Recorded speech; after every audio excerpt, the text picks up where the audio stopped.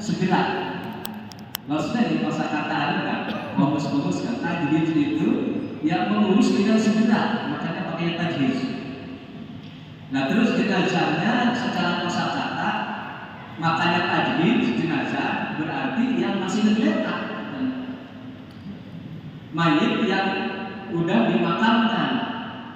Mayit umumnya bukan umum, rada familiarnya ke situ.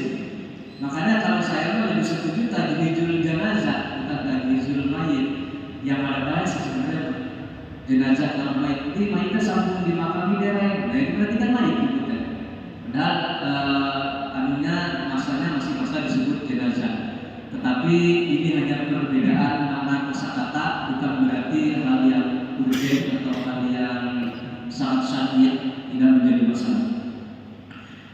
Sahabat-sahabat, profesi ini kemungkinan kalau ambil atau profesi kepengurusan jenazah itu mungkin semakin langka atau bukan langka tapi ganti konek. Wah ambil itu istiwa, ini ada ganti rumah. Di bulan magang orang pakai sembung. Bahkan dukun beranak nyaris tidak ada di daerah sana. Tekan anaknya gak wadah dulu teh. Rusak enggak buat tua bunga. Apakah alasan musnada modern akan bidang? Padahal banyak ilmu yang didapat dari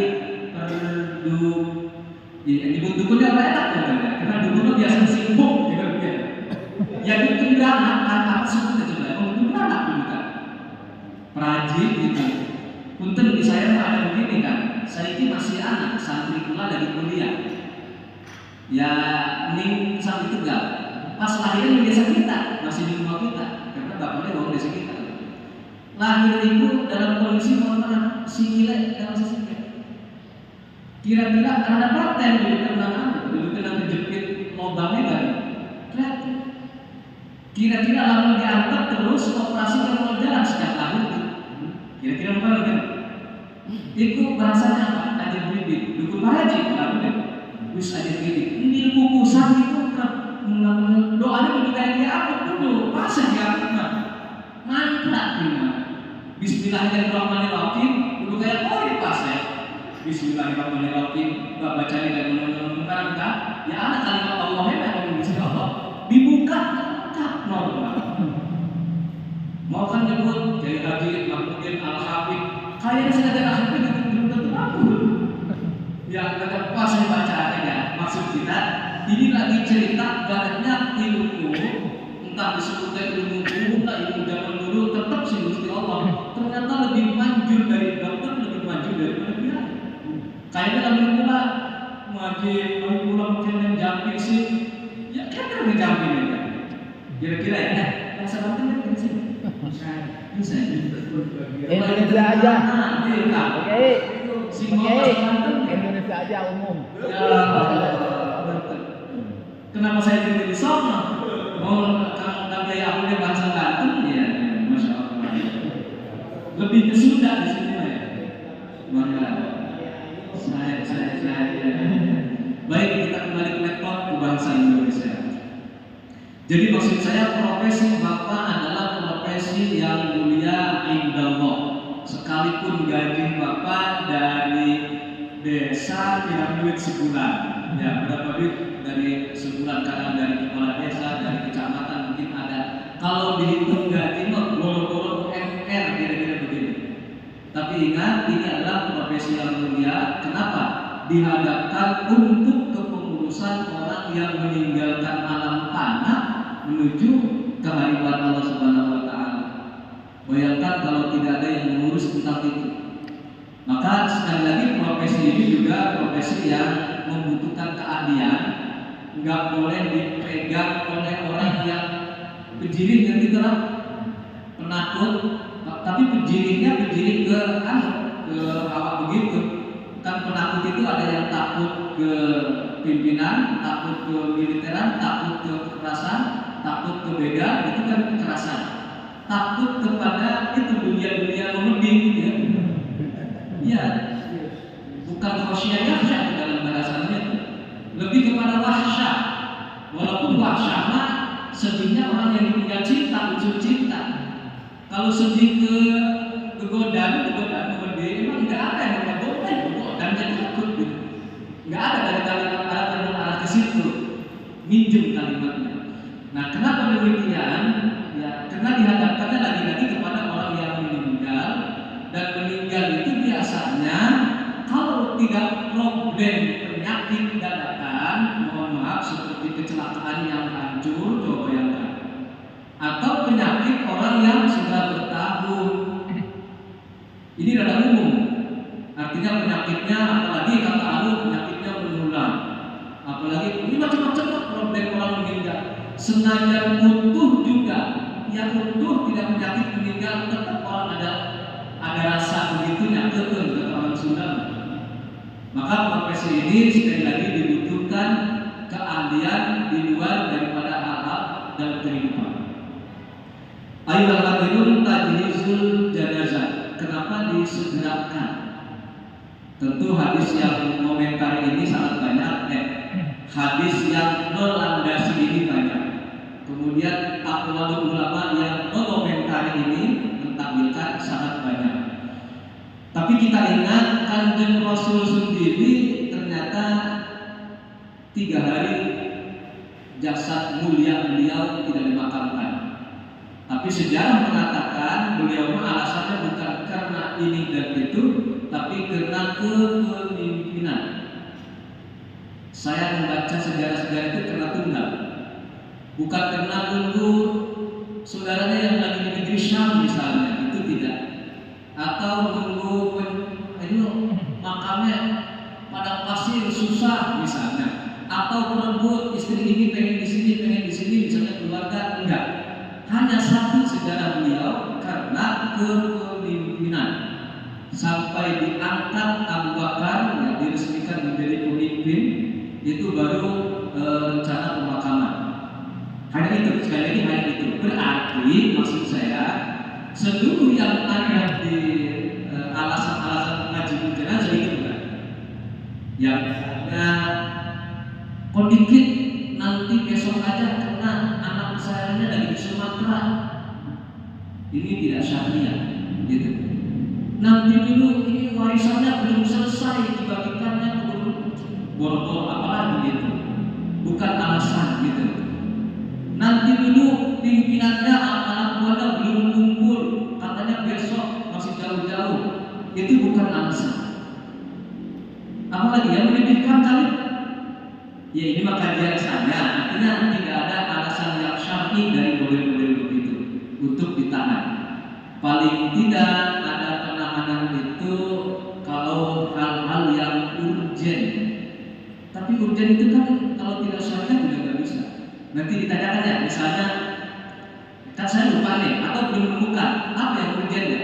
Mungkin bapak-bapak menemukan, nanti kita bisa diskusikan. Nah, setelah kita ada tanya jawab. Baik, rukun untuk tajhidul janazah ada 4. Ya.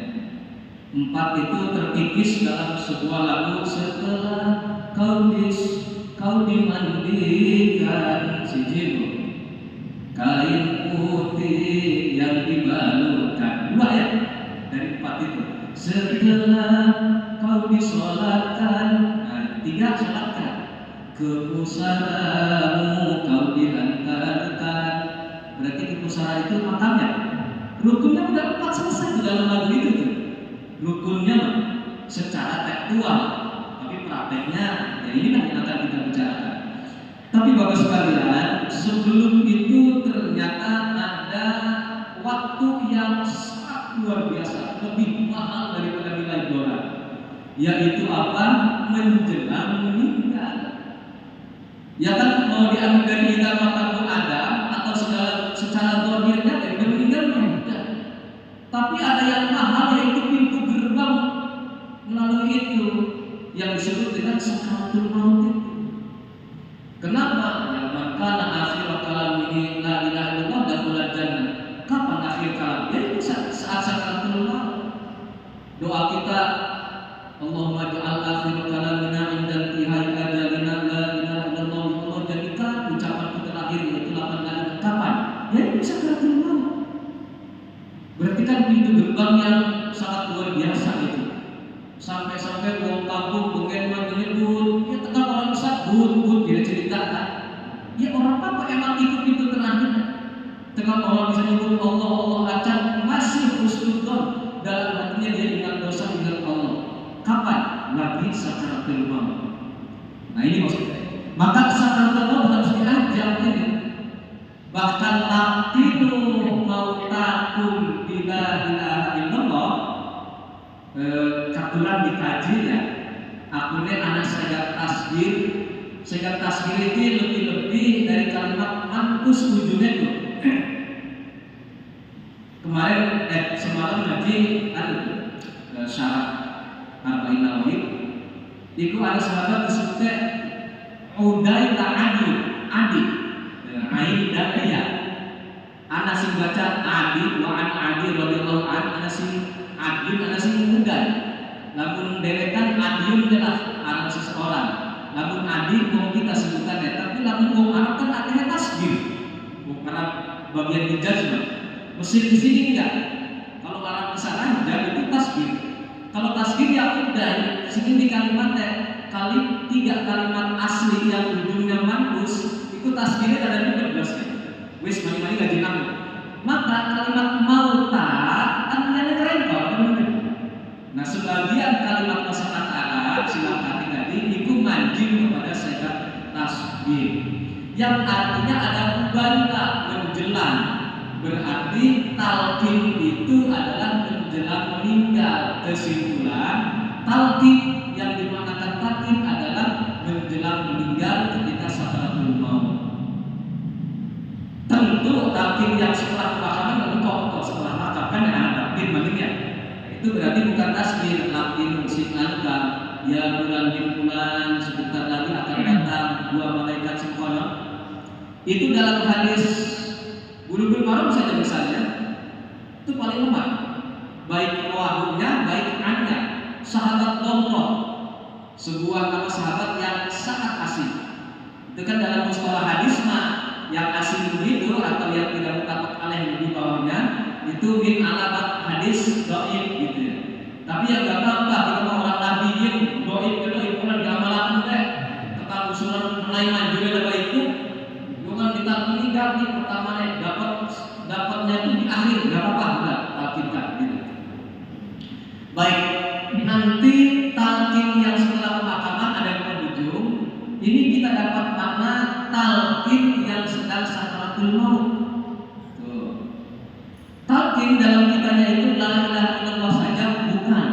Sampai Yasin pun tetap disebut talqin. Apapun bacaan yang menuntun jenazah ketika sakaratul maut menjelang jenazah itu namanya talqin. Cuma umumnya kita la ilaha illallah disebut kalau kampung zaman dulu tuh Pak menyebut la atau Allah talqin kan.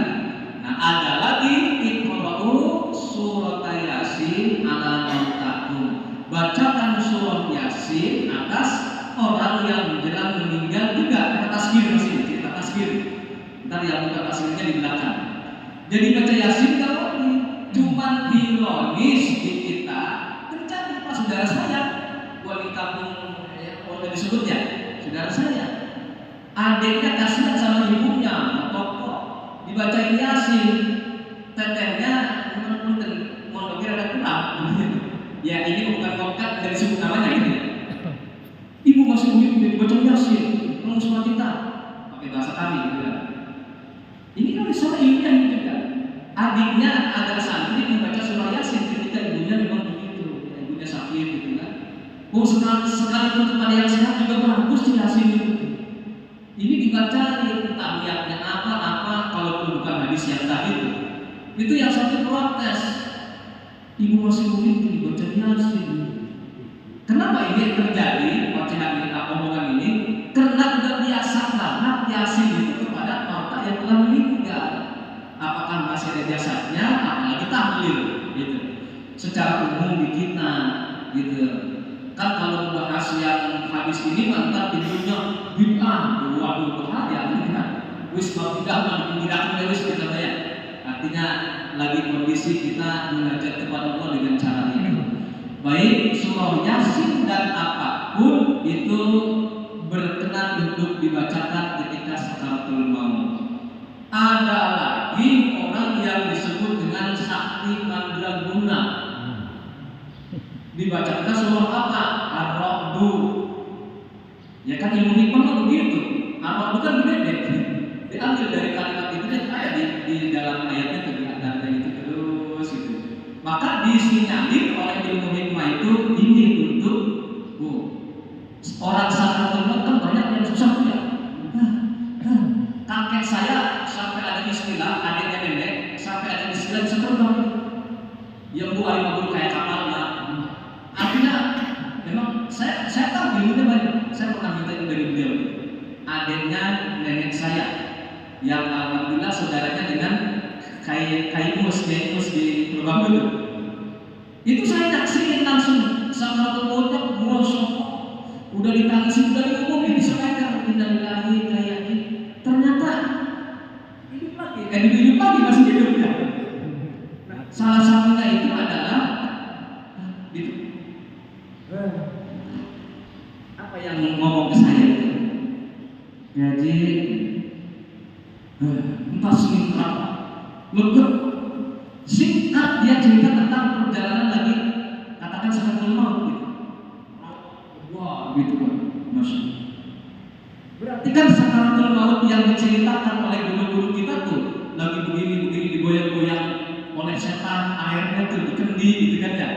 Ya kita juga lagi harus lihat begini kan, ini lagi sekarat. Punten sakaratul maut mah harus batin sekalian. Biar kata lagi sekarat katanya harus dibantu dikit ya orang malas. Ya kata orang, kata kiai, kata ustaz, lagi sekarat itu harus luar biasa. Kita pakai air es dari kulkas anaknya ini enggak menjamin karena hausnya harus batin. Maka yang mau batinnya itu bacaan-bacaan. Nah, maka ketika sakaratul maut itulah dibutuhkan minuman yang mengandung batin. Apakah itu? Ya bacaan-bacaan tadi.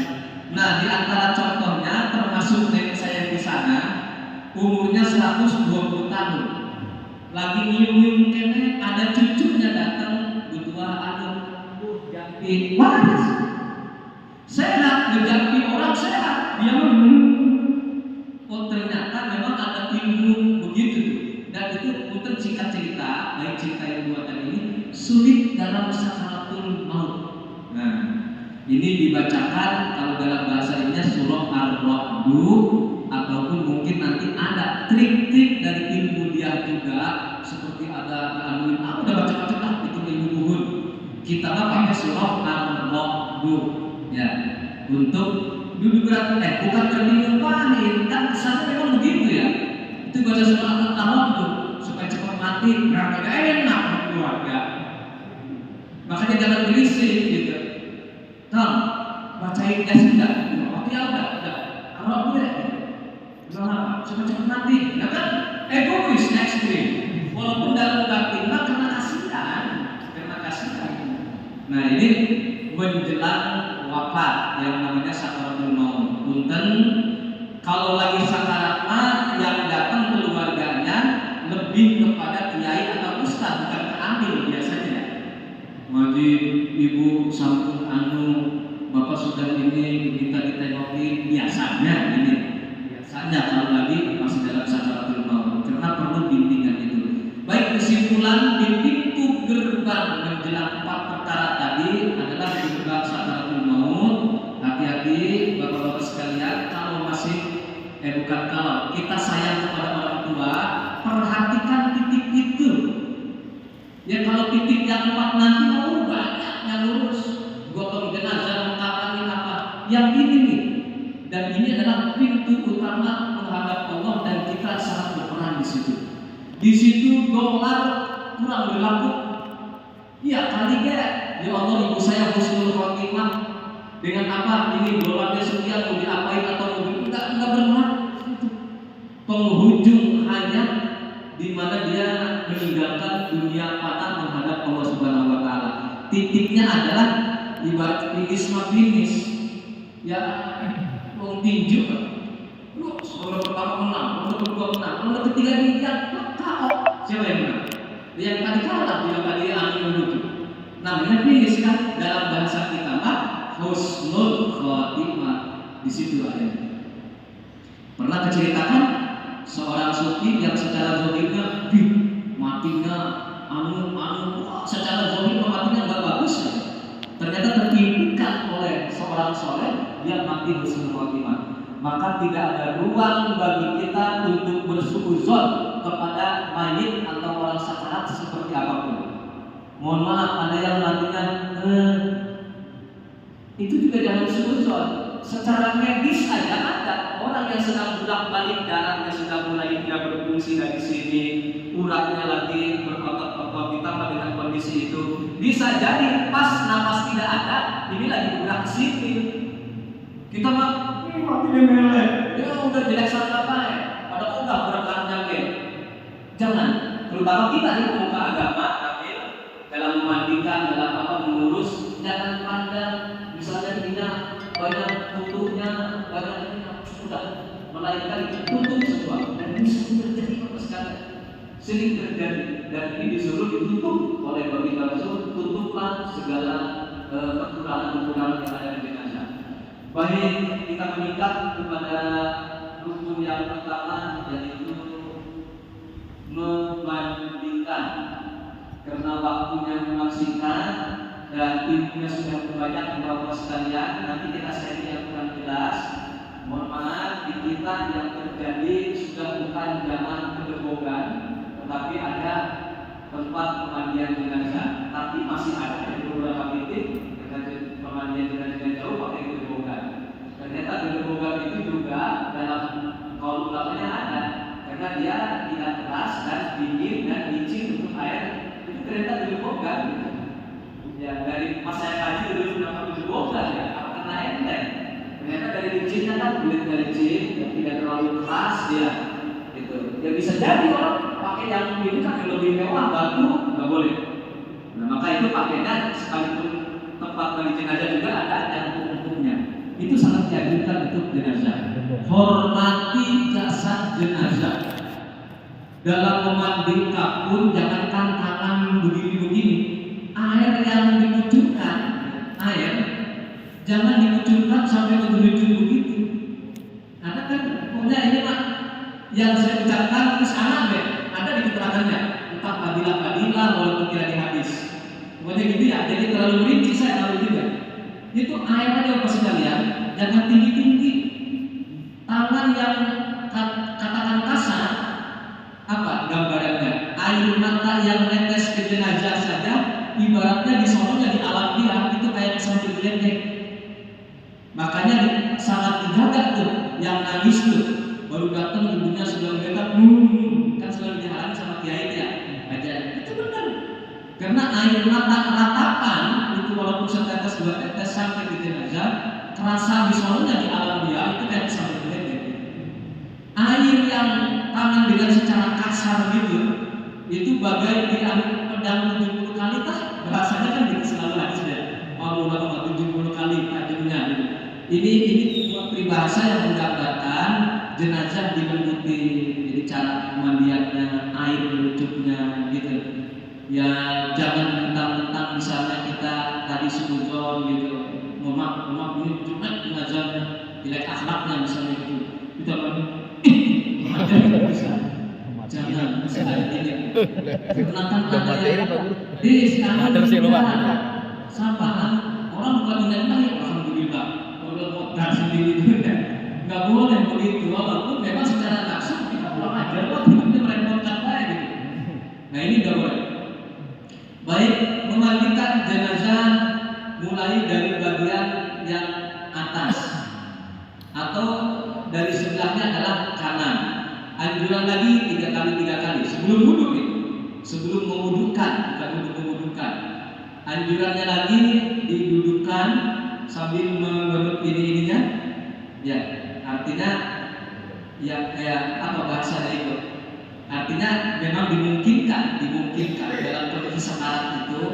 Zaman dulu saya kan ada istilah taimnom. Taimnom itu bisa keluar karena terpaksa, karena rasa takut, minimal orang itu karena takut sampai kencing-kencing, ada kan? Nah dulu zaman penyiksaan ada orang disiksa oleh seorang abu zaman Belanda, blok keluar kayak momen kayak gitu.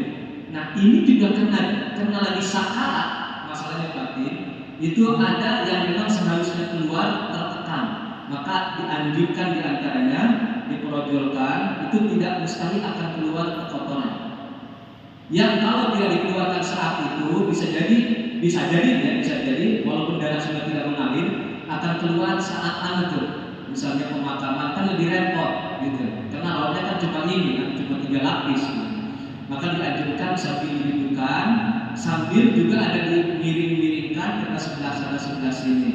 Ini cerita singkat, tapi ini ruang yang penting. Tapi saya yakin udah pada bisa, kita simpan aja begitu kan. Terus yang bolong-bolongnya, sela-selanya itu lebih sensitif lagi.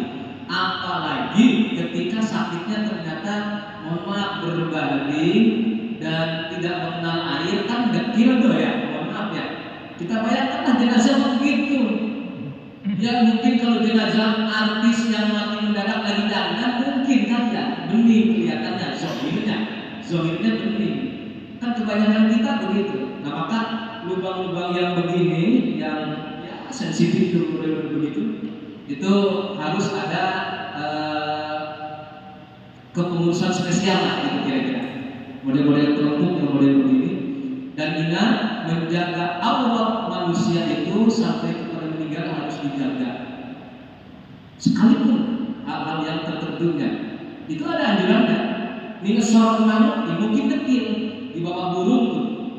Ya tapi demi penghormatan sederhana saja, gitu. Sederhana saja. Artinya di situ joran lahan itu tidak boleh dengan ya mungkin tidak terjadi karena suasana lagi sedih. Bagian-bagian tertentu itu terus kemudian ada spesialis pengerjaan. Dan yang pertama dalam kitabnya dengan campur daun bidara, yang terakhir kafuron bidara. Sekarang banyak tumbuh ya, tapi juga ini kalau ulama zaman dulu belum modern. Sekarang sudah terkemas dengan begituan lengkap lah ya. Dari pasar kan?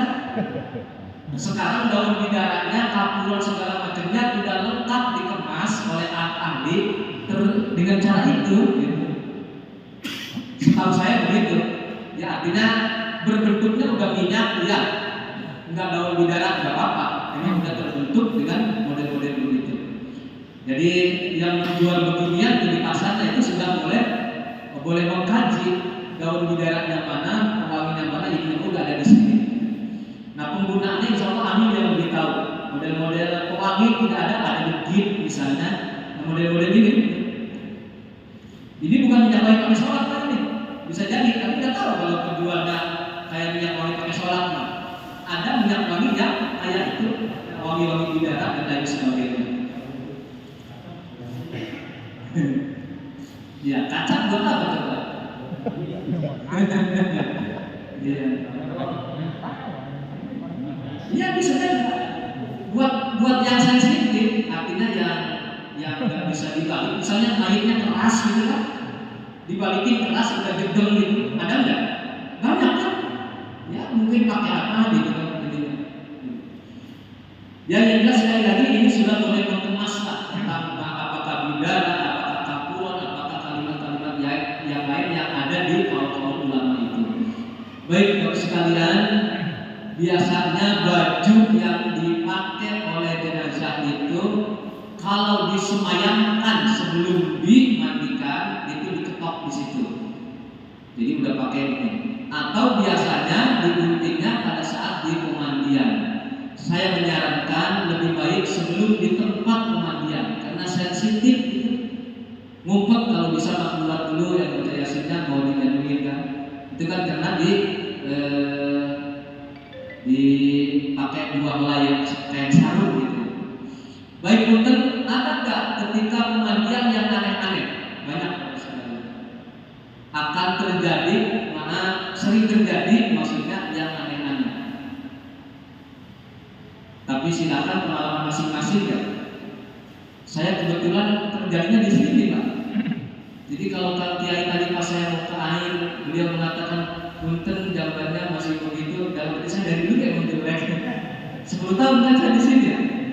Cuman di sini dulu belum terbangun, dulu kan jeleknya belum dibangun, sekarang belum jadi gitu. Alhamdulillah ini mesti besar. Saya sering ada dokter Pak di sini. Di kalau ada kerjaan 9 tahun 10 bulan saya kerja di sini. Di KUA resmi PNS bagus sekali. Tapi nggak ngerti tuh cara-cara begini-begitu yang tahunya daftar janda, nggak tahu saya waktu itu di KUA. Nah menangani begini sering Pak, tapi nonton doang. Cuman ada satu, baik saya tidak sebut wilayah Sukakarya. Maaf bagi yang sebelah sana, kalau mendengar berita, saya didatangi ke KUA. Bang Kiai, orang tadi itu, saya tahu tadi pagi ada jenazah yang meninggal, anu guys, artinya jangan ceritainnya. Disuruh ke sana, suruh apa? Bukan suruh beginian, suruh ganti. Emang kenapa? Udah meninggal dari pembersih itu sekalian. Ini kan masih bangun. Ingat nggak di sebelah sana? Tapi jangan ya. Masih bangun gitu kan? Mau kolong kan? Oh, Pak Akbar yang tahu coba. Tapi jangan. Orang mereka lah. Karena Sukakarya soalnya. Pilar kan. Tapi saya turun ke sana sudah selesai. Ada ahlinya.